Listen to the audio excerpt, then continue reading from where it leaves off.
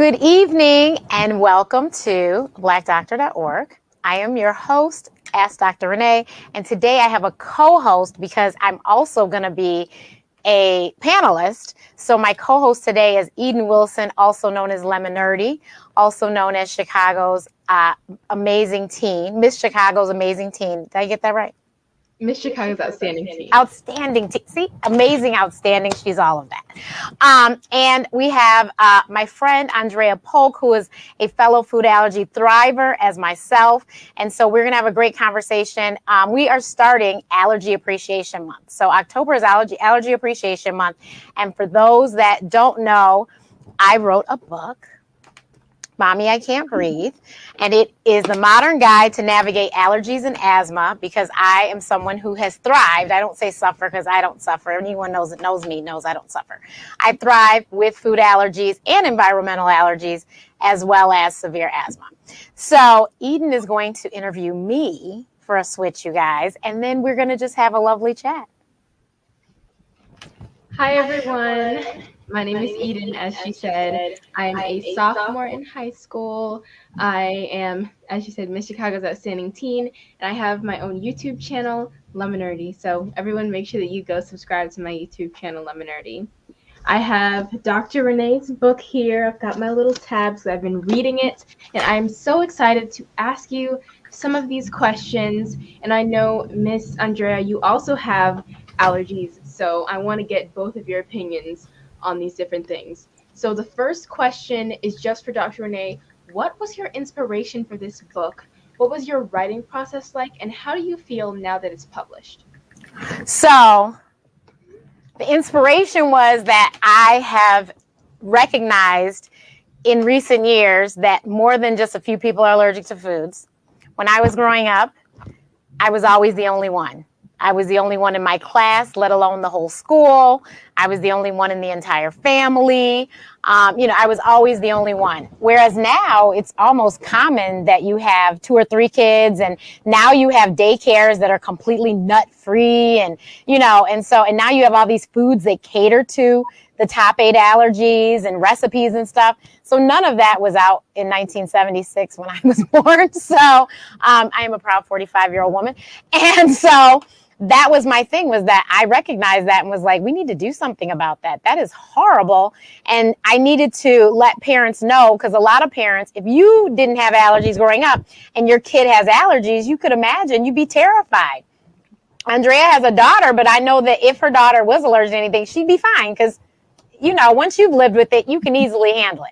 But if you're a parent that has never dealt with them and all of a sudden your little one has them, you are petrified. So I wanted parents to know that their kids can live really great, productive lives, which is what we're talking about today, managing your life with allergies. So, we travel. All 3 of us travel. We travel globally. We eat lots of different places, not just at home. So I wanted people to understand that. So that's why I wrote the book. I was like, if I can help parents to understand that their children are going to be okay. And just because they can't have and, everyone else can, it doesn't mean that they have to be the outsider at school, because I was not the outsider. I didn't sit in a separate lunchroom or anything like that, or a separate table. So that was why. My process was hurry up and get the book done. So, honestly, it seemed like at night is when I would be able to get a whole bunch of words. And so at night, a lot of times I was in bed typing frantically. I also tried talking into my phone and then transcribing that. So I tried a couple things, and, deadlines were creeping. And so that's why I was able to hurry up and get it done, because I tell everyone, yes, I have written columns for, Madame Noir and Black and Married Kids and all these other places, but I play a writer. I'm not really one. So, although now I will say I am an author, because Amazon has qualified me as an author, putting me on the top sellers list, and Barnes & Noble and all these other platforms that are carrying the book. So, yeah. Awesome. That is great that all your book is in all these different stores. I have Yes. my own, and I love like the cover and everything, and it feels so nice, very high quality. So I would definitely say you're a writer just because this book exists. Even if it wasn't on Amazon, I Yes. love this book. So you you said that you wanted this book to be especially for parents so that they're not afraid that their kids will be exposed to something or have a reaction. So they'll be very informed on what they're getting into when their kid has allergies. So you kind of covered who your intended audience was, but what can someone who does not have allergies get out of your book? You can help someone because I promise you, you know somebody that's allergic. And just being kinder, you know, a lot of people are like, Renee can't eat anything. I mean, I have thick skin. Both of you know me. I have very thick skin, so I don't care. But somebody else, they might be very offended by that comment, but I'm not because I am allergic to a lot of things. That is the fact. The fact is that I am allergic to a lot. So, so you could be more informed on how to treat somebody. And also, there is a small population, I pray it's small, I'm just saying that, but I pray it's a small population of people who think that folks with allergies are just making it up and it's all in their head and they don't take it seriously. And people like us, it's very serious. It's not a laughing matter. It is a 911 situation. You know, it's very serious. And so people who there's a story in the book about me. I went to a restaurant and they cooked the fish inside of the same fryer as the chicken. So basically took the chicken out, put it on someone's plate, then put fish in, put it on someone's plate. And so because they did that, I had an allergic reaction because I'm allergic to seafood. But they didn't seem to think that that was a big deal. But I literally... it was opening night for my not school play, but my play I was doing in the summer. And I had to carry my breathing machine backstage and my nebulizer with me and take treatments in between scenes because I literally started wheezing and having a reaction. So there's some people that, unfortunately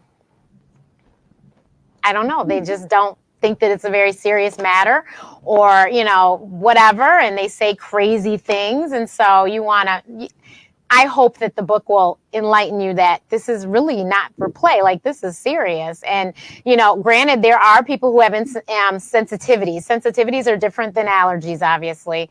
But people who have anaphylaxis reactions, you really need to be careful. And you need to be mindful. And I tell a story about my friend who always looks out for me. Shout out to Angela Brooks. She always, whenever she has me over for food, she always has the seafood option in a separate room, separate utensils. So there's no way that you can be cross-contamination. So I hope that people who don't have allergies can be like her and understand that, this person has allergies. So either you tell them to bring their food with them or, make, special, I guess, I don't know, a special case for them and, make them a special dish or call and inquire. Don't think people are weird when they call and ask you, what are you serving? Don't get offended. It's because they want to see, should they eat before they come? Or will they be able to eat? So this next question is for both of you, and you kind of touched on it a little bit, but I want to hear some more about, are there any stigma around allergies? And have you ever been somewhere like a friend's house or a restaurant or an after-school program where you asked them about what they were serving or like what kind of things were touching other things and they weren't accommodating to you? Or has anyone ever been rude to you and something has happened as a result of that? I think for me, I typically, prior to 2 years ago, I used to eat out a lot. Now I don't prefer to eat out a lot because I have a very difficult request, and I don't want to be the person that's the difficult, server. So I'm like, okay, I have soy allergy, seafood allergy, peanut allergy, and I don't do gluten. So I'm trusting that person will relay that message. But while I'm sitting around the table with other people that can eat everything, they're probably like, oh my gosh, she's just doing too much, So I think that's really the only thing. And then when I am in situations where there's food prepared, I have a lot of questions, or I just don't eat, and I never want to look like the person that's not participating. But just like that, I could have an issue. So yeah, it's kind of difficult. It is very difficult. I always say this is probably the worst dis-ease or to have, because at any point you could be triggered by something unbeknownst to you. Yeah, I often, there's a lot of times that I don't eat just because I don't feel like asking 20 questions. Mm-hmm. So it just makes my life easier if I don't ask, what did you make this in? And is this and that? And I just won't eat. And I'm okay with that. And it doesn't bother me because I've been like this my whole life. So it's not a big deal. But I eat out just like I eat out. I don't think more than others, but maybe I do. I travel. And when I lived overseas for 2 years, allergic to seafood, and lived on an island. Oh. But I never got sick. Good. They didn't do that cross-contamination thing on the island of St. Martin. So I didn't have anything to worry about. I always eat this. I used to only eat the same things, chicken fingers and fries. I didn't care where we were, but you couldn't go wrong with chicken fingers and fries. And I think once I became an adult, I kind of was like, well, let's try some other things on the menu. And so then I broadened my scope. So now I do eat other things, but now the problem is that they have found that vegetable oil, I guess, is more expensive than canola and these soy blends and stuff. And I'm allergic to those. And so now it's either don't get anything fried or ask them, what did you fry your food in? So it's rough. It's definitely rough when you go outside of your house to eat, for sure.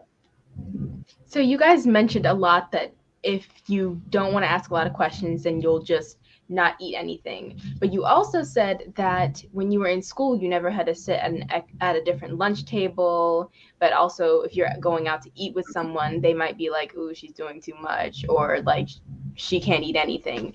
What advice would you give to someone who's feeling kind of left out if they have food allergies and everyone else is eating things and they can't, especially if they're young? And of course, kids want to do everything that their friends can do. Yeah, that's a good question. I mean, from adult perspective, I would just be honest with, my issues are this. This is what this is what I can't do. So there's no shame in who I am, if I don't say something and you consistently ask me to go out, like when I get asked to go to seafood restaurants, I have to decline because there's probably nothing that's not right to eat. So I would just say be yourself, and everybody's makeup is different. The times that I accommodated others were times that I reaped the benefits in a negative way. So just be yourself. We all have issues. We're all dealing with something. Yours just happen to be what you consume. Yeah. So I think parents, if you start really because I was born this way, my mother instilled in me very young that I was allergic to these things and these things are going to make you sick. And so I expressed that to my friends so that they knew. So those that were my friends, I went to the friends' parties, I went to the sleepovers, I did all of that stuff. But their parents knew, and they knew that this is what I can and cannot eat. The other thing is my mom, who is an excellent gourmet chef, my mother would cook whatever and pack it up and take, and that's what I would take with me. So if it was a birthday party, it might be a cupcake so that I can have cake and ice cream and they have cake and ice cream. And I might not be able to have the ice cream, but at least I could have the cupcake. In the beginning, I couldn't have regular ice cream. Now I can have regular ice cream. But, and she had little ice cream cups she told me. And I think it was goat's milk because at the time I couldn't have dairy milk. Mm-hmm. So yeah, I think that's the thing is you just tell your kid and you get them to understand you do not want to get sick. Mm-hmm. And you need to explain to your friends that this will make you sick. We know Halloween is coming up and all the kids want to go get candy. First of all, you have to check the candy to make sure nobody's trying to kill your child if they are not allergic to a thing. Mm-hmm. Secondly, your children I still participated in Halloween. I just can't eat chocolate and nuts and some other things, but so those candies went to somebody else, and the ones I could eat, if I wanted them, I'm really not a big candy person, I ate them. So I think you just have to really empower the child. I was the only black kid too at school, so it was a whole lot going on. And with the lunchroom, it was simple. My dad made my lunches, and I had the good sense to know I'm not sharing with anyone. I'm just going to, how they would share. And I knew not to participate because I knew that I had to eat what I could eat. And it was in my lunchbox what I could eat. So that's how I went through lunch. And then, we had a calendar that told us what was being served. So if I wanted to buy lunch, my parents gave me money, and they knew that meal I was able to eat and I wasn't going to get sick or whatever. So that's how I was able to, eat in the lunchroom and just be like everyone else. Like I said, I just didn't swap. And that's because really, I don't think anyone really wanted what was in mine, except for maybe my Twinkie. I was really big on Twinkies back then. Yeah. Yeah, agree. I have a 6-year-old, and thank goodness she does not have any allergies, because I had all of them. Like, I couldn't even have regular spaghetti because I was allergic to tomatoes. So my mom used to make like a sauce out of beets.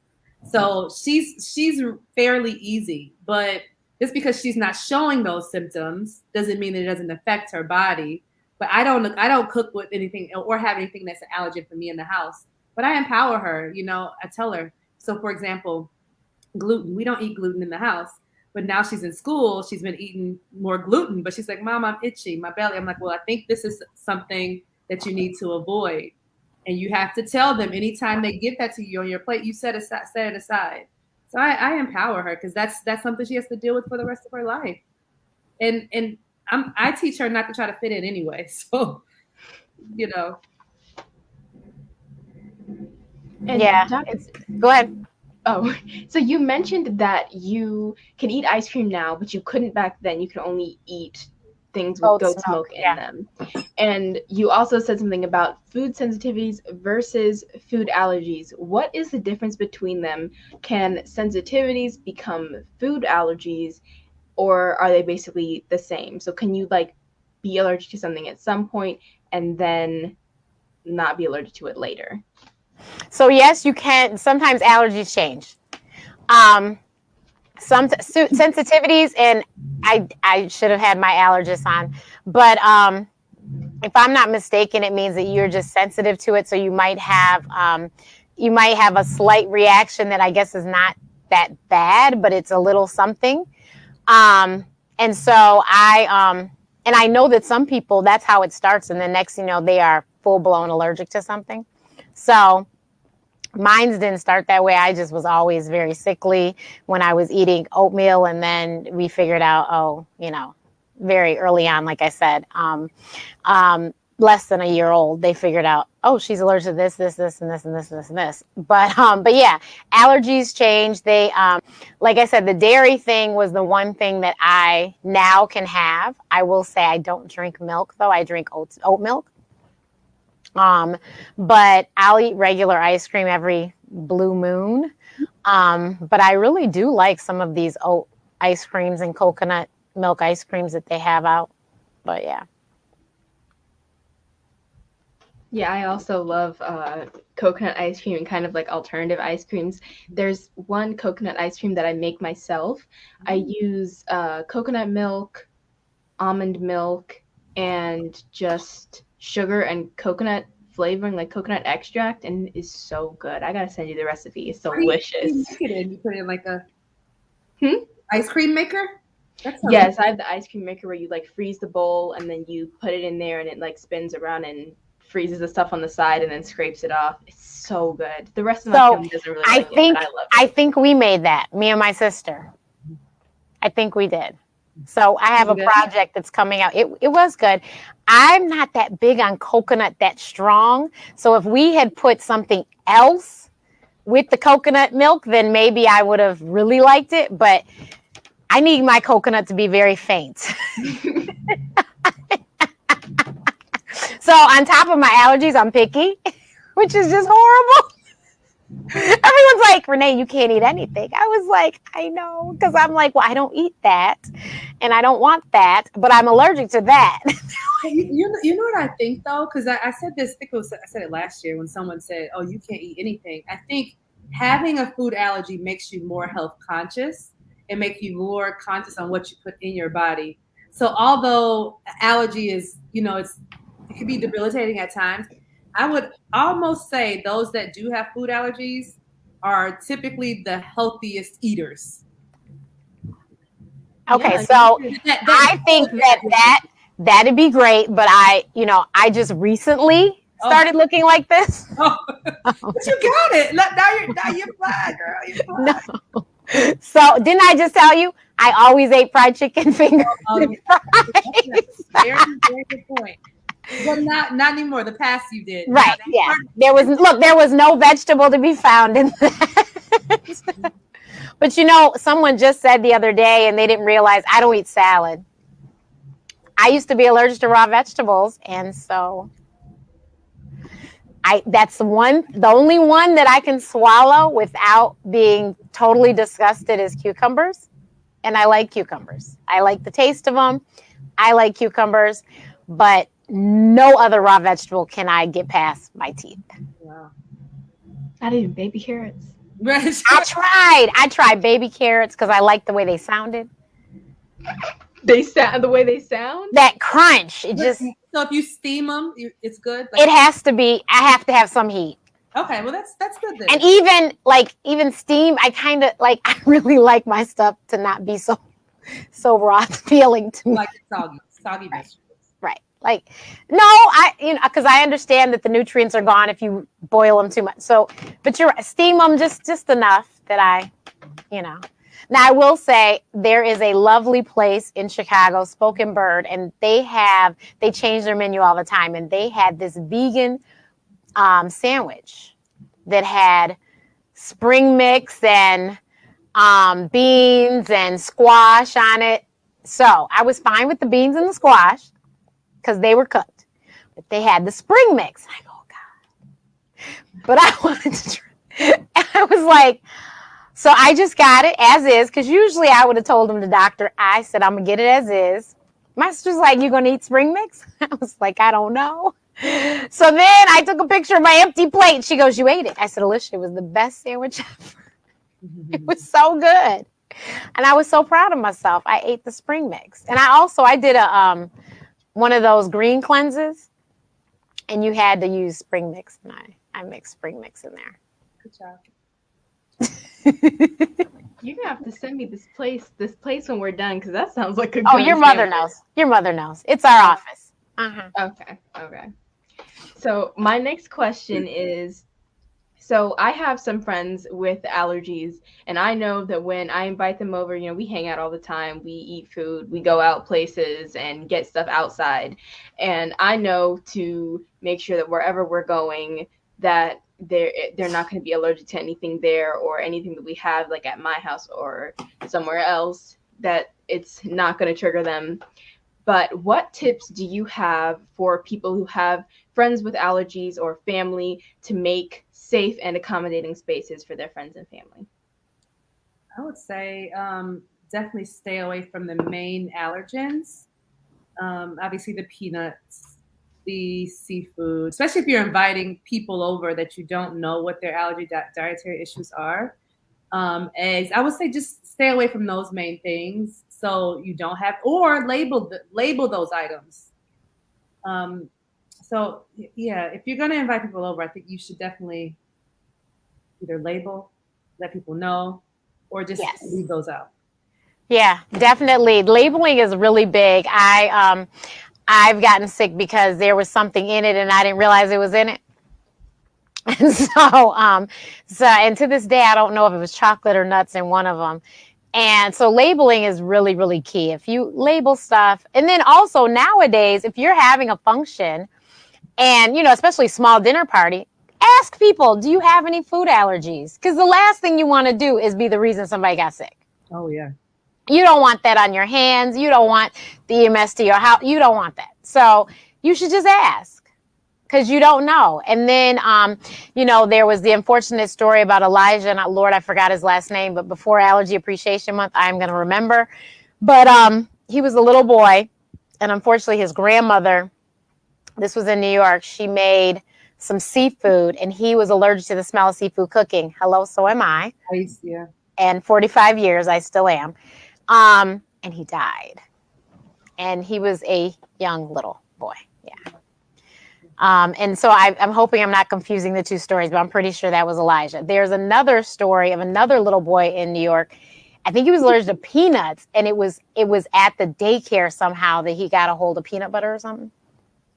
He didn't make it either. So yeah, there's all these horrible stories, and that's what I'm saying. You have to just ask the questions, and you have to know. And so my grandparents were very well aware that this was a situation. So, we didn't usually just drop by, because these are people who eat seafood. So you had to just let them know we were coming. So then they knew, okay, we shouldn't have fish today, or you have to completely air out the place so that I don't smell it, or the weather had to be good enough for me to sit outside so I didn't have to go in the house. So, my piano teacher, bless her heart and rest in peace, she was my piano teacher, and the piano lessons were in her house. It was one-on-one lessons in her house. And I went to her house and my nose knows. Soon as I crossed the door, I knew.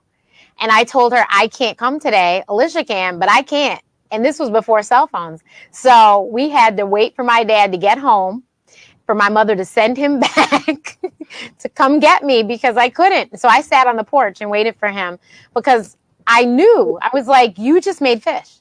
She's like, yeah. And I'm like, okay, I can't. They were probably like, oh wow, you're a really difficult kid. Like and like, you were young then too. So right. That's empowering. Yeah. That's empowering. I often felt very ostracized because, like, every family reunion Friday night is fish fry night. So I would literally have to not go. So I have to hire a babysitter, or sit outside and not come in. Yeah. Wow, that's so empowering of you to be like, look, I'm not coming today. Nope, not doing it. I literally walked in the door and was like, no, turned around. One of my babysitting moms, the story didn't make the book, but I babysat for her children, and I went to her house to babysit, and she had fish. So I couldn't stay. You have to find another one? No, I think my mom pinch hit it for me, or my sister. My sister might not have been old enough, so my mom must have come or something in my place. But when I tell you my nose knows, it's in my book. I came home. I went to school. I went to undergrad, and then I came home for a year, and then I went to med school. So when I was home that year, my dad would make shrimp, and he would always do it late. And it's like, why would you do this late? So I'd come home from class, and I would immediately be like, Dad. He's like, you can't smell anything. So I'd go to the other end of the house, opposite of the kitchen, shut the door. I'm on the computer, and I called it my inner whistle. I could hear myself start wheezing. And I call my mom and be like, your husband's trying to kill me. I love him to pieces, but he is trying to end my life. And she's like, oh. And so, of course, she'd come home and all the windows are open in the dead of winter, because he's trying to air the house out, because he knew. But yeah, that is an allergy. That is serious. And mind you, I can completely eat with somebody eating seafood next to me, as long as they don't touch my plate and I don't touch theirs. But I cannot smell seafood cooking. It's very rare. Weird. No, I'm just like you. Okay. I've kind of grown out of the reaction, but no one can cook it in my house. I'm definitely going to start itching or coughing, or for sure. Yeah. For sure. See, so this pill for allergies. Like, I think that's the one thing, like, that if you have, there's no, what is the cure for allergies? So there are people that do this OIT, oral immunotherapy. Mm-hmm. I guess, you can't teach an old dog new tricks. I've been this long without these foods that I'm okay. I have no problem. I want to take, I would literally take whatever test, because I feel like once your allergies change, as mine was really bad when I was younger, I faded out of them, and now they're really, really bad now that I'm 40. Like, I would love to see what my new allergies and sensitivities are, because figuring that out is like trying to figure out a formula that's kind of almost impossible, because you have so many things that you are around. Like, I have outdoor allergies, indoor allergies, dust mites, mold, all those things. So I don't know what causes a flare, and for how long. That's Somebody, I read in the comments, somebody said they're taking allergy injections. So I took allergy shots as a young girl, probably Ava's age, like around 6, 7, 8. Mhm. I don't have any problems with environmental allergies anymore. So let me know the name. So I am willing. Like, I don't have, so like, people talk about hay fever. I have no idea what that is. I've never had a sinus infection. Like all these things that people say, oh, it's that time of year. I don't have any. We used to mow the lawn as a chore, and I'm allergic to the grass. Can you ask Sandra, I'm looking at the comments, what is the name of the allergy injection, if she doesn't mind? And that'd be great to know.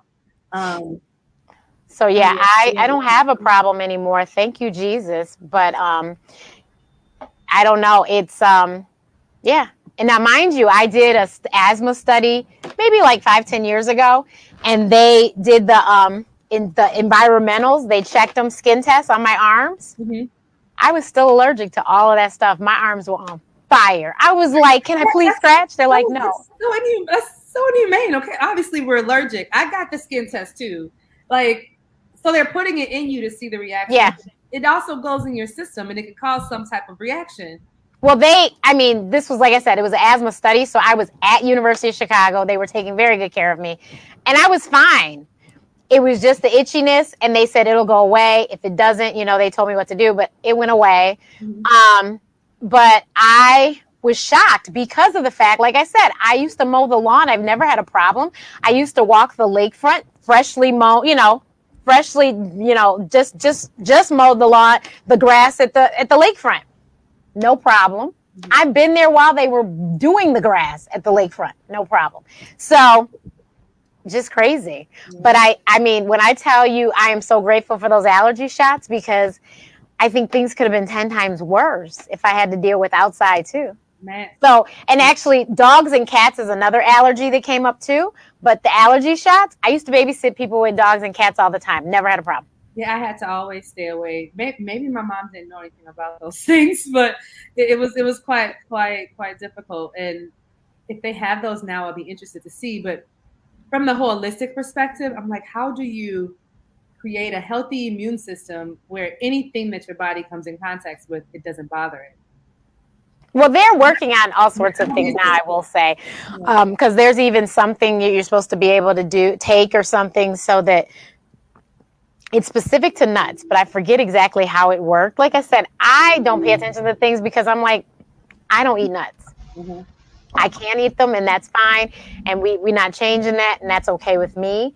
I, like you, don't have anything I'm allergic to in my house.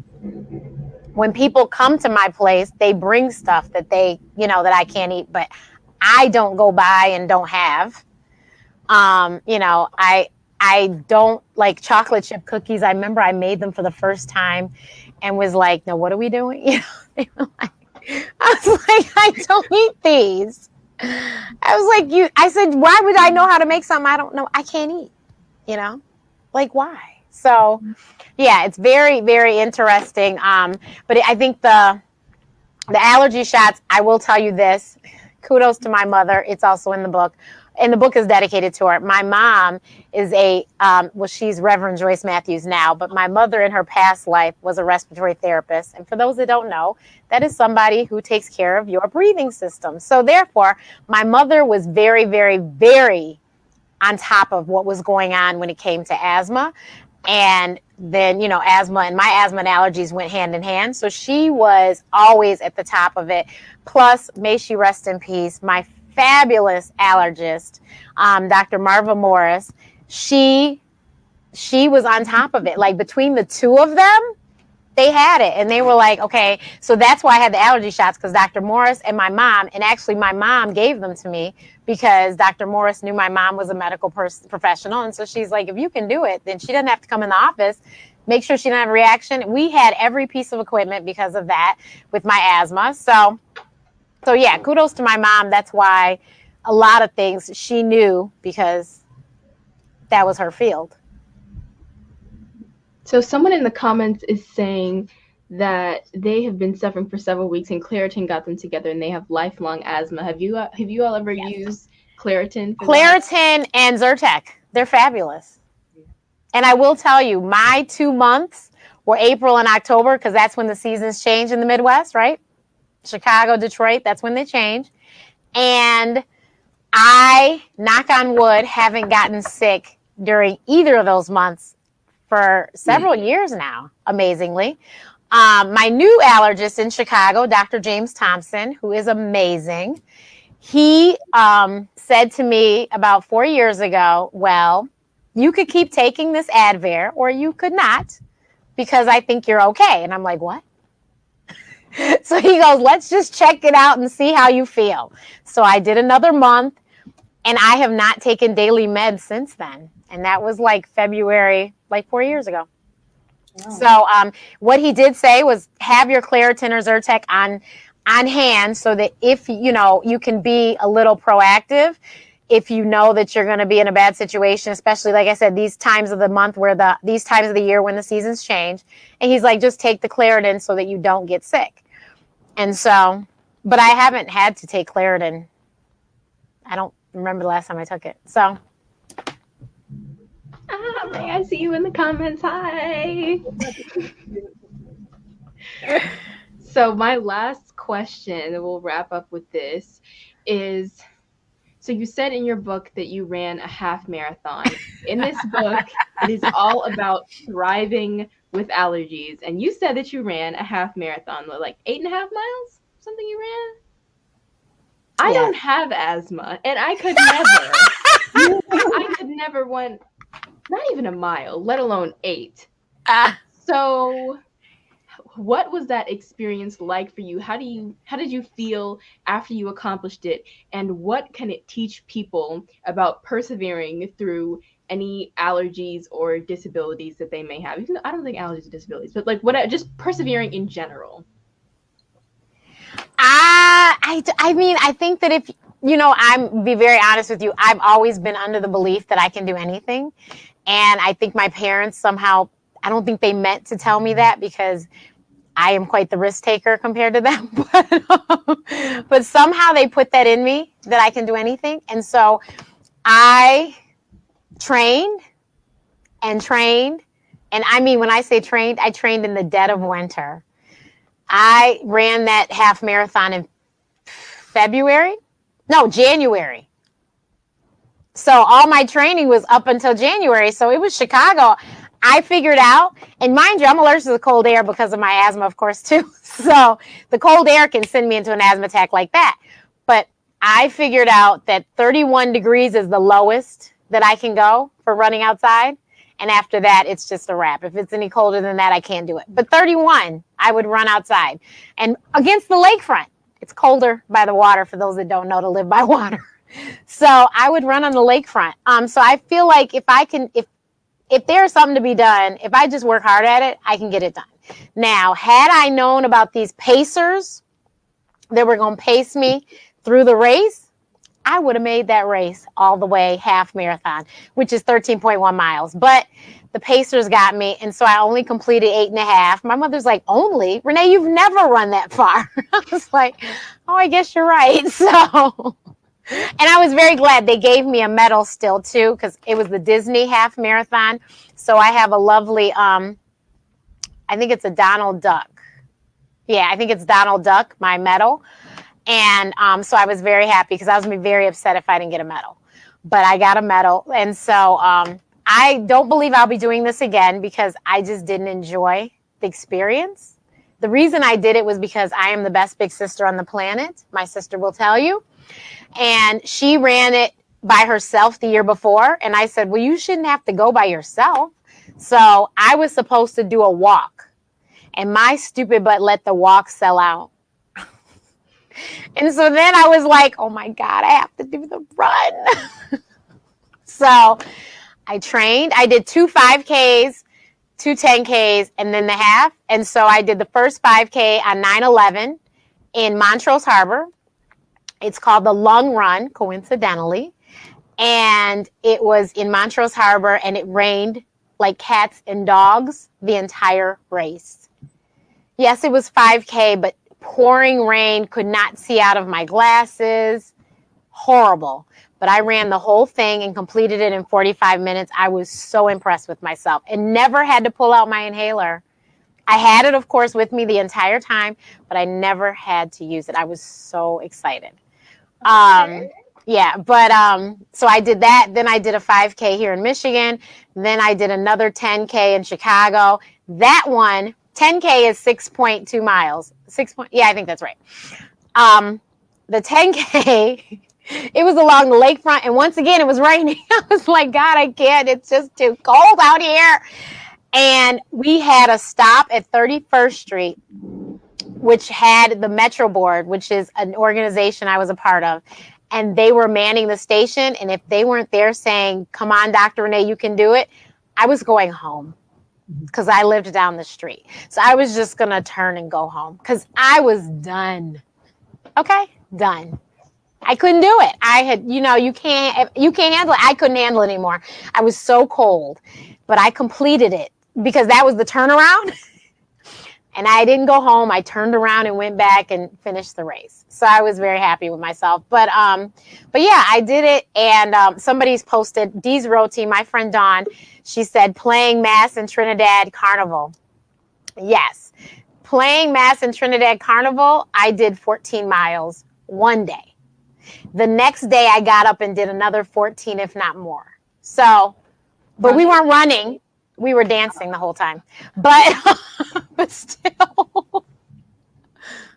still, we have another guest that has joined us, and I think another one might be jumping on in a second. But give me 2 seconds. Go ahead, Andrea. I know that you I was going to ask you. So Andrea makes some really fabulous products, you guys, for male grooming, Solo Noir. Do you have is your stuff allergy friendly? Because I have seen people asking about makeup and shaving cream and all these things for women's grooming as well as male grooming. Are your things allergy friendly? So regarding the main allergens like fish, nuts, those things, yes. We haven't done a specific allergy test for all of the products for me to verify, but it is made of natural and organic ingredients. Perfect. Solo Noir. And it's a complete grooming system for men, just to allow men to be the grooming process to be simple for men with 2-in-1 grooming products. So it is animal friendly. We do not test on animals. So the vegans will love that. But yeah, it's not certified allergen, but we do stay away from the main allergens. Oh, that's awesome. Okay, hold on. We're going to do a little switch here. We have to add somebody in. Hi, Kiana. Hi, how are you? Great. So, you guys, Kiana Dorsey is a student at, please correct me if I'm wrong, University of Miami, right? Yes, ma'am. Okay, got it right. And she is an allergy thriver. She, like me, was a kid, and Andrea as well, was a kid with allergies. So what allergies do you have? I have severe nut allergies to all nuts, so tree nuts and peanuts. That's me. So let me just tell you something. Somebody said the other day who was allergic to tree nuts. I'm in a lot of Facebook groups with allergy people, and they said, does it offend you like it offends me when people don't know the difference between peanuts and tree nuts? I don't. I'm like, nuts are nuts to me. I don't know. I was like, peanut, tree nut, they're all nuts. No, I was thinking about like some people. Coconut the same? So coconut, it's something about it's something with the growing process, I guess, that makes these tree nuts and peanuts different from coconut. Because coconut I've never been allergic to. But let me tell you, I always wanted to do the peanuts that you do this. Is that pistachio that they open up like that? I wanted. I think I was doing pistachios prior, but I cut those out too. So I always wanted to do that because I was a kid and it looked cool. Yeah, so I understand. So Kiana, Please tell us, how was growing up? Because I'm sure there was not a whole ton of kids with nut allergies. How was it for you? Growing up, it was definitely hard. I feel like it was a lot of, I guess, exclusion and feeling different. Because, parents didn't want to deal with the severity of my allergy. So like inviting me to a birthday party was almost like a liability issue. So I felt a lot of exclusion. And then like even with in-class birthday parties, like the treats or the cake wouldn't be nut safe. And so it got to the point where like teachers were scrambling and I would get like an orange or an apple while everybody else has like this nice chocolate cake. And I'm like, okay, this isn't the same. So I got to the point where my parents would bring me to school with like a treat box of all these nut safe like snacks. And so then when birthday parties would happen or like a Halloween party or anything in class, I would just go to my treat box. And so it was a way for me to feel like, like I belonged. But yeah, it was definitely difficult.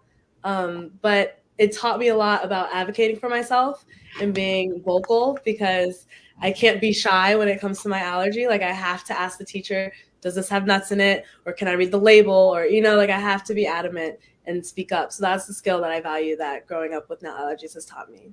And that's what I think is so important. Unfortunately, I'm hearing too many stories of mom is still going to the school and the kid is in high school. Why is your mother advocating for you and you're in high school? Yeah. You should be able to advocate for yourself. You should be able to tell them, I'm sorry, I can't have this, I can't be exposed to this or whatever. But you should not have to have your mom. And then I've read stories where people are like, oh, he's never ate somewhere without me. But he's like 16. So it's in my book. I traveled because I danced competitively. And I traveled before I was a teen even. I traveled with the dance team without my parents. Mm-hmm. And I didn't die. And I ate. And so that's because I always knew what I was allergic to. Even if the grown-ups around me couldn't remember, I knew. Right. So I could say, no, I can't eat that. Or if I didn't know, because obviously there's a lot of foods out there and there's things that I just didn't know, I'd say, well, I'm not sure, so I think I should probably pass. Mm-hmm. But yeah, advocating for yourself is the most important thing ever. And I think that that's a great skill to learn, obviously. If this is the reason why we had to learn it, this is fine. But I think that is a great skill to have because, we, especially as Black women, need to advocate for ourselves in a whole lot of different spaces. But it's so important that we know that we speak up and say something. You don't want to sit there and, let somebody kill you. You know what I mean? And I mean, it could happen, right? Unfortunately. Hold on. We have another person that's just joined us. Hi, Cameron. Hi. Hello. So, Cameron, please tell us, what are your allergies? My allergies: wheat, gluten, tree nuts, peanuts, shellfish. Okay, so and there's certain over-the-counter medications. How about that? Oh, wow. So shellfish, I just have to know, can you smell it cooking? I'm not that bad, but I also don't find myself around it cooking that much. But I found out the hard way. I was at an event and a couple people gave me kisses on the cheeks and my face swole. And that was when I found out I was allergic to shellfish, because I am not a fish eater. I'm not a seafood eater. So I didn't know until I was exposed in that way. And how old were you then? You were an adult? Oh, I was 41 years old. Oh, wow. Yeah. So your other allergies, were those childhood or those were just recent as well? So the wheat allergy I found was from childhood, although it exposed itself later. I realized that was why I was having so many issues with a lot of different things that they ignored. The nut allergy, that was something later in life. I love nuts to this day. And my allergies came on when I had an anaphylactic response to a medication, a regular medication that anyone takes, broad spectrum, a Z-Pak for a sinus infection. And the first thing I noticed was my arm swelling. And then I just noticed that my teeth were getting thick. It just felt like my gums were getting very thick, couldn't breathe. And, that's where it went. And from there, it was like for about a year, my immune system was out of whack. And finally, it landed on, you can't eat nuts. You can't eat wheat and gluten and all those sensitivities came right on out after my So we meeting. have a really great mix here. Yeah. We have me and Andrea, who we had allergies as kids. And Kiana, who had allergies as kids, and we've just lived with them this way. And then poor Cameron. Like, I feel bad for those people because if someone took away from me what I eat now, Right. I would have a fit. Well, see, for me, I raised a food allergic child. So Right. I was already kind of there. I was already cooking 2 and 3 meals just to keep everybody Right. alive anyway. So when it happened to me, I was like, oh, wow. But I was prepared for what that devastation felt like and how we deal with it socially. And then I Right. realized why my son would always say, Mom, stop telling people I'm allergic, because you don't want everybody, you want people to keep you safe, but you don't want them tiptoeing around you like, oh, well, what can you eat? Or, oh, since you can't do anything, let's go do something that's not fun, something like that. No, but I'm saying you said you like nuts, and so I feel bad that was taken from you. I met someone recently that is allergic to bacon. And it's not like they grew up this way. This was an adult thing. I would be so upset. Now, Andrea, I'm sure you don't eat bacon, but I did. That was the last thing I gave up. I decided to be a vegetarian at 8.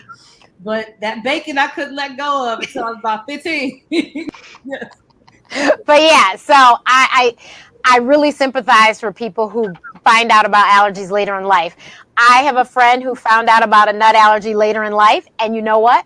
She realizes now. But see, this is when you don't grow up allergic, you don't realize. Just kind of with your wheat allergy, she was having a reaction but didn't know what an allergic reaction was. Like her mouth would feel straight, but she didn't know. So she just kept eating them.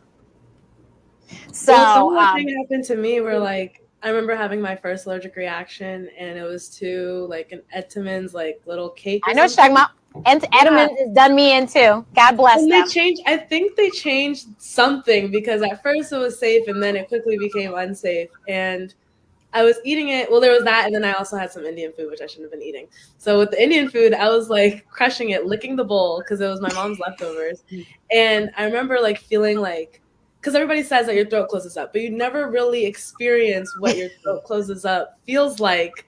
Until. And so I thought that a piece of chicken was stuck in my throat. So I spent a good 15 minutes Googling remedies to get chicken down your throat. And I'm swallowing bread, essentially wasting time as like, death is on its way.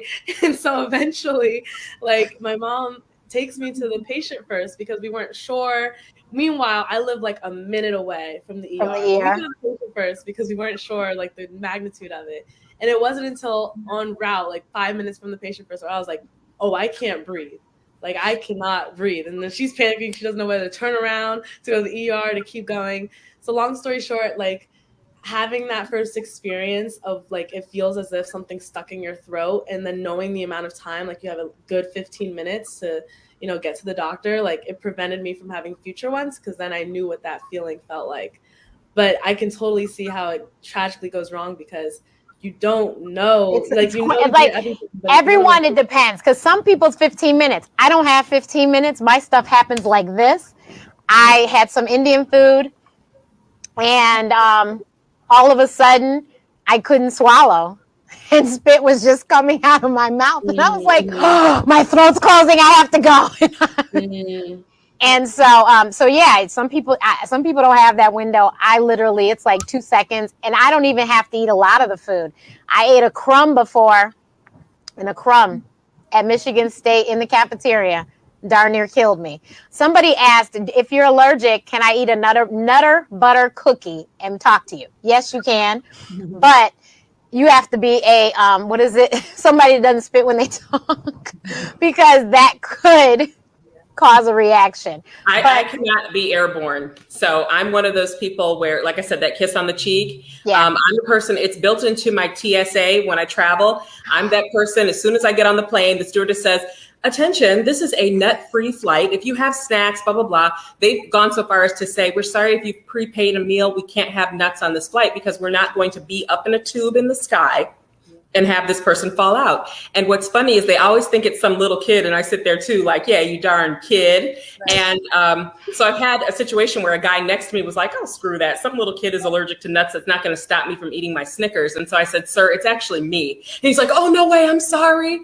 But I have found that with masks on, I've been able to travel and people can eat all the nuts that they want to on the plane. So yay. Yeah. So my cousin has an airborne, and she had a big button that she wore because she worked at a hospital. If anyone knows, the nurses' stations, they usually snack on things, nuts being one of them.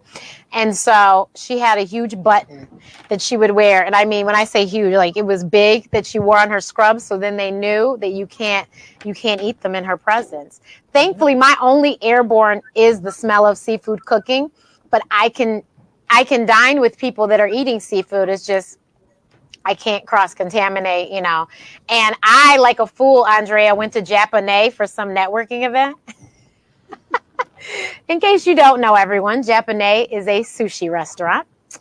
And so you walked into the fire. Like, that's exactly what I did. I told you, I am a risk taker. And so I just kept my hands together the whole time we were there. I think we might have stayed about an hour.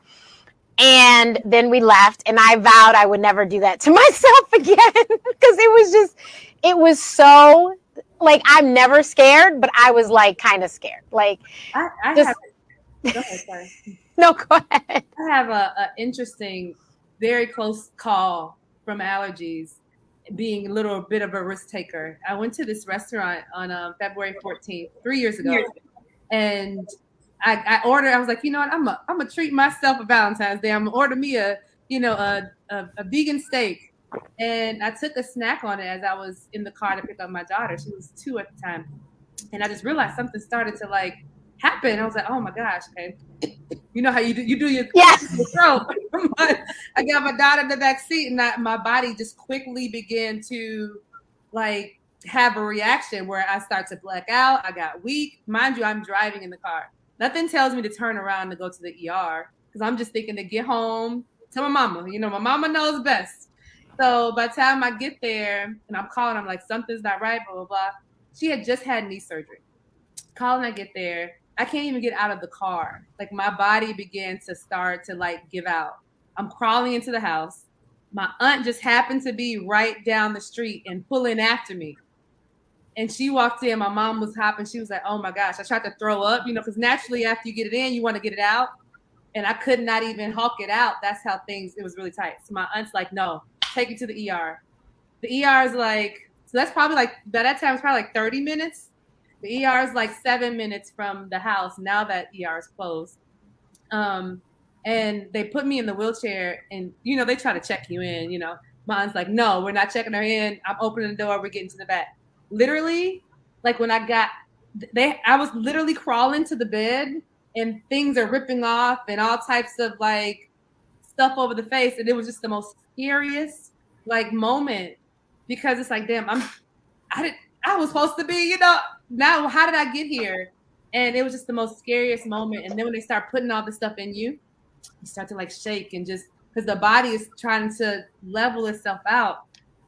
That's insanely crazy. But since then, because my immune system was so low, because it literally damn near knocked me out, I think my allergies have gotten heightened. So I have way more allergies because they say once you have that first major reaction, every other reaction is more and more intense. So that reaction caused like a skin, like now it's all that stuff is pushing out of my skin. So that caused severe dermatitis. So allergies can lead to a lot of other things. Absolutely. Yeah, and you know, yes, and you know, eczema and allergies go hand in hand. And a lot of people don't realize that eczema, asthma, and allergies. And with eczema, sometimes it's really as simple as just eliminating certain foods from the diet. Eczema goes away. So you really have to, you know, pay attention to what you're giving the children and, you know, and what makes them break out and when do they break out, because sometimes it's food with that eczema. Definitely. They But took me back Cameron, to the doctor with other things that were happening, and they were saying, well, ma'am, this isn't part of an allergic reaction. It's been 2 months. You're not still reacting from this medication. And they refused to listen to the fact, even with their knowledge, that other like immunologic responses continue to happen, where my body became sensitive to every little thing. Yeah. Oh yeah. Like yours did. Yeah. And I didn't realize that was like the start of like a major health issue until I stepped back. I was like, well, when was it? And ever since then, it's been more of a, little things showing up. So, and who knows how long it takes for your body to readjust from having that offset. that's crazy. Crazy. But, I think, like we were saying earlier, Cameron, we were talking about advocating for ourselves. And I'm sure that you were advocating for yourself and made sure that they understood, no, this is because of that still. I had to go back until I realized a friend of mine worked at that hospital and she knew what was going on, but she also said that I was marked as a hypochondriac patient and one with anxiety and other things. And I was like, I'm not suffering from anxiety. I was one way one day and one way the next day. And you see that I have this allergic response, but still you have to advocate for yourself or else it feels like you're going to die. And I think what did help me was having raised a child who had allergies, asthma, eczema even, before we took things out of his diet. So, yeah. Yeah. See, and I mean, part of that is unfortunately being Black, I hate to say, but this is why we push here at Black Doctor that you should try to find Black doctors. I'm just saying, and the allergists that I mentioned, both of them were Black people. I had a Black woman allergist, like I said, in Detroit that died. And my current allergist is a Black male, James Thompson in Chicago, and he is phenomenal. But you really, not all skin folk are kinfolk, but there have been studies that have been done that people do better. We do better if we have a Black doctor. So I really suggest, if you can, find yourself a Black doctor. And blackdoctor.org actually does have a directory on their site, and you can put in the specialty, put in your location, and try to find a doctor. Also, ask your friends and family. All my doctors are Black, so everyone that knows me, they ask me, and I can tell them because from the head to the toe, everybody is Black that deals with me. And that was important to me. I was like, this is my insurance that I'm paying with my money. I'm going to pick the people to look just like me. And I trust them immensely. They haven't let me down. So I'm in good hands, and I feel that I'm in good hands. And then you also, Cameron, I'm sure you had somebody going with you to the hospital. But the other thing is, if you do have an allergic reaction, you may not be able to speak. So you need somebody there that can advocate for you. Mm-hmm. And thankfully now we have all these amazing products on, our phone, apps on our phones, and all this, bracelets and watches you can wear that might be able to express what's going on to somebody.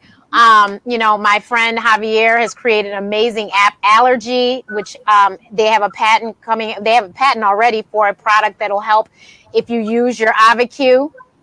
It'll let your family, friends, whoever in your contact list know that you have used it and where you're located. So in case you are by yourself, they can get you help. But his app, I think, also will let people know, this is what's going on with this person. And, so that we just, like I said, unfortunately, you probably cannot talk if you are having an anaphylactic reaction. So you need somebody to talk for you. And if it's not a person, then you need your phone to have all the information in it of what your allergies are. Because like Cameron said, she has some over-the-counter meds, but there's a lot of people who are allergic to prescribed meds. And if you can't say something, then I don't know how you're going to let them know before they inject you with, and some of it's very common stuff, just like people with latex allergy. The first thing you do at the hospital is put your gloves on to see the patient. And if you don't, if they don't know you have a latex allergy, you don't know what gloves are being used. So you just have to be careful. But as you see, the biggest thing I wanted to get across this week is that, and because I'll be on every week this month with Allergy Appreciation Month topics. But today I wanted you to see that we have thrived. We are living our lives. enjoying our lives. Kiana, do you stay at home or you went away to school? Yeah, I'm in Miami currently, so I don't know. So she went away to school, just like I did as well, and Andrea did too.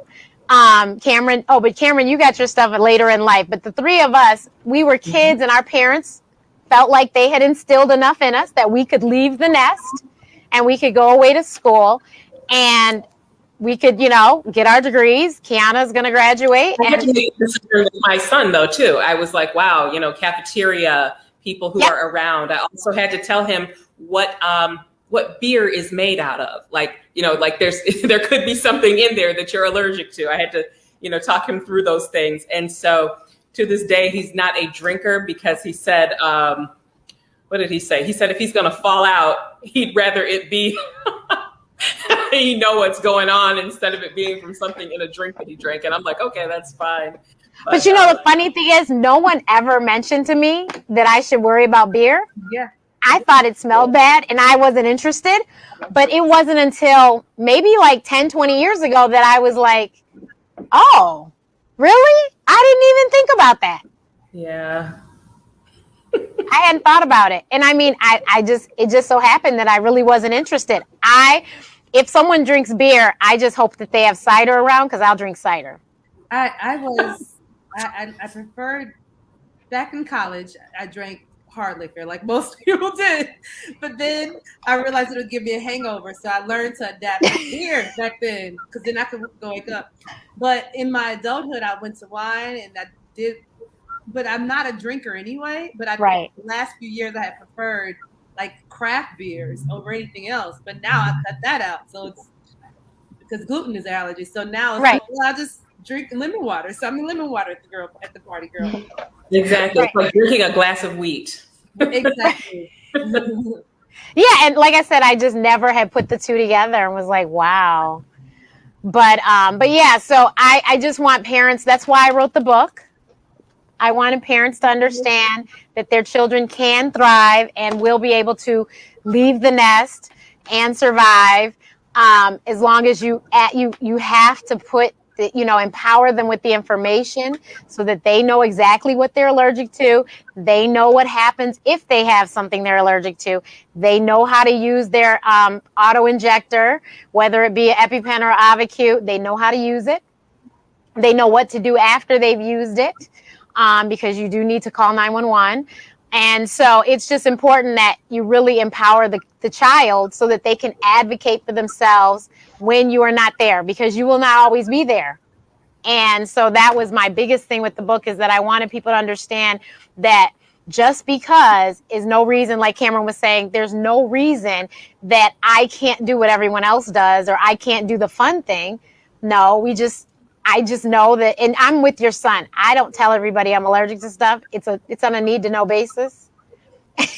So if I feel like I'm about to walk into fire, I will say something. But if we are not going to be eating or anything, and no need to say anything, Right.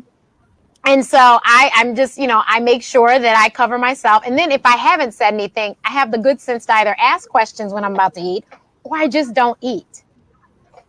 So, well, Dr. That brings me to that other point, why my hobby became my passion. I've always loved cooking. And I told you that I had to cook to keep my family alive. But I've always loved cooking. And then there was a need. And that's when I became a gluten-free home baker or home chef and began giving tips to other people, began entering competitions, started just cooking on my Instagram constantly. Because what I did find was that food substitutes, all the things that you had to go and eat if you were allergic to something. My son was eggs, sesame, tree nuts, all sorts of things. And my stepson was soy and red dye. So we had all kinds of allergies coming up. And as a parent, not knowing what your kid can eat or not knowing what you can send to the birthday party, or somebody at the birthday party bringing in a bunch of nasty cupcakes because they said, oh, well, you need the ones that don't have this or that. And just the textures, everything was all wrong. And you feel like you're eating something that other people can't.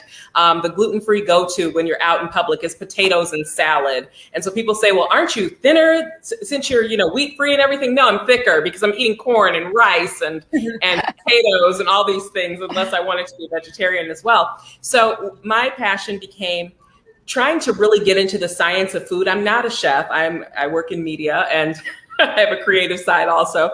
And but it became my passion to start cooking gluten-free, and it just became such a thing. So I started doing it on camera and really getting into keeping food beautiful. I'm an entertainer, so I like to be able to put out a plate of something delicious and gorgeous, and you eat with your eyes first. And I love presentation. And so that became my thing. And then I realized, wow, I can actually cook too, and it tastes good.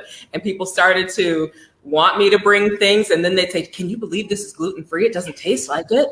And it's a lot of trial and a lot of error. There's a lot of things that don't make it to the screen because they're terrible and ugly or nasty. But it became my passion to do that, to cook without nuts, to cook without wheat, to provide alternatives, and for other people not to worry about me, not to have to announce, I can't eat that, I can't eat that, but to be able to come in and be like, oh, I brought these rolls, and them going, those are good, and they don't know that they're made with tapioca. So it's those types of things that, like you just said, led me to my passion to make my own food and to make food for others. So in case you guys can't see, her website is unglutenedkitchen.com. Eden, can you put that up on the screen? Yeah. Thank so you, ma'am. unglutenedkitchen.com, and then on Instagram, it's cam_unglutened. So cam unglutened or unglutenkitchen.com. Now, how did you get so specific? How did you learn each one of your allergens? Because I think I was saying, but prior to you guys getting on, my allergies changed after I turned 40 to be more sensitive. But it's like trial and error, but I'm not sure if I'm doing the trial right, So how did you get so specific where you were able to narrow it down to, red dye number 5 and all those things? Well, because mine happened much like hers did, where it was like, oh, you're having a reaction. Right. This is no joke. Like, you are literally having a reaction, to the point that I've made housing decisions based on how close the hospital is. Other things have been triggered by my allergies, like my appendix. Oh, you were talking about, I had a husband at one point, and then we divorced. And so I had him there when the things first jumped off. But when I moved to Chicago, I didn't have anyone there. I went on Facebook and had my doorman on there, like, I think I'm having a reaction upstairs. And it happened to be that my appendix was bursting, but it had to do with something that I ate that had wheat and some other things in it. So I had these big, dramatic responses. I was cooking for someone and cooking with actual peanut butter and nuts. And I was in the middle of doing it, and my nose was tingly. And then all of a sudden I couldn't breathe. And I'm like, I'm allergic to nuts. And one day, a lady who was at my coffee place, she decided to make me a really cool specialty coffee because she knew I loved beautiful things. And she put all this almond milk in it. And I'm walking around like, so I had those big reactions, unfortunately. And then the wheat reaction, the same thing happens over and over. And then I finally realized, oh, that's what it is. And it's a really long story to get into that response, what happens to me. But it takes about a week to recover from a gluten response for me. So it's very specific. Wow. So you did not do a specific test other than your own? I did the test. Knowing, or did you do an allergy test? I did the test because there were some things going on with my body. At one point, I thought I had bed bugs and had my apartment. They did the black light in there because I was breaking out all over the place and couldn't figure it out. And one day they said, how about don't eat bread for a week? And then I all of a sudden was fine. Another time, again, hives on my body. When I had the other sweeping reactions, they did tests for a lot of things. They watch me when I have to take certain medications. I know which ones kind of send me. I know that I can't do certain narcotics. And then when I went to get my COVID vaccine, instead of staying for 15 minutes, they kept me for several hours and told me to come back the next day. After there was no immediate reaction, they knew I would be fine, but I had to be rechecked to make sure that I didn't respond to the medication. Okay. So, you guys, thank you so much. We went over, but this was good information. I wanted to get to everyone. I hope everyone shared this because, of course, I forgot to mention at the beginning, but it's okay. You can still share it. And so share it, YouTube, Facebook. Make sure that you follow all of these ladies on their different platforms. So I'm going to put Andrea's websites up here. Or did you? See, somebody's on top of it. Thank you so much to my co-host. But you guys, make sure you follow my co-host, Lemon Nerdy. She's Lemon Nerdy on all the platforms. She has that in there. Andrea's products, Solo Noir for men, amazing products. You can find them in what stores, Andrea? We're on a lot of online retailers, but if you're in Chicago, we're having our grand opening for our store. It's going to be on 55th, 319 East Garfield in Chicago. But you can find us on Macy's.com. We're launching in TJ Maxx for the buying season. Our websites, and then Amazon, right? Amazon too.